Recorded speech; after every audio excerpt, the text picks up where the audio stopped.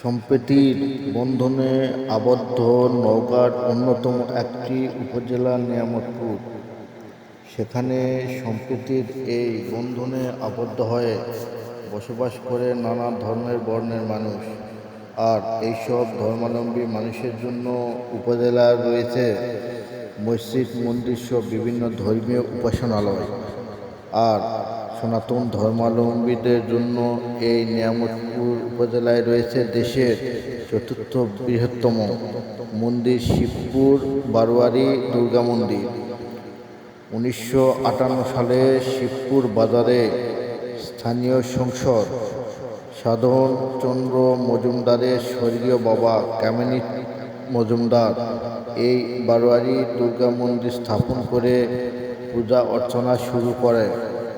আর তারপর থেকে নিয়ামতপুর নিয়মিত পূজা অর্চনা হয়ে আসছে। এখানে দুর্গাপূজায় গণেশ, কার্তিক ও অসুরের পাশাপাশি ত্রিনাথ ও ত্রিনয়নী দেবীর প্রতিমা স্থাপন করা হয়েছে এখানে, যা অন্যান্য মন্দিরের চেয়ে ব্যতিক্রম।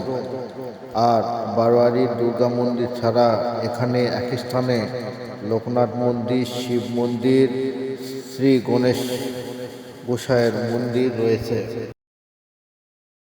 পরে ভক্ত ও দর্শনার্থীদের কথা মাথায় রেখে 2010 সালের মন্দিরের সম্প্রসারণ করার পর থেকে প্রতি বছর পূজার আকার বড় হতে আসতে শুরু করে। রাজশাহী, জয়পুরহাট, চাঁপাইনবাবগঞ্জ জেলার হাজারো ভক্ত ও দর্শনার্থীরা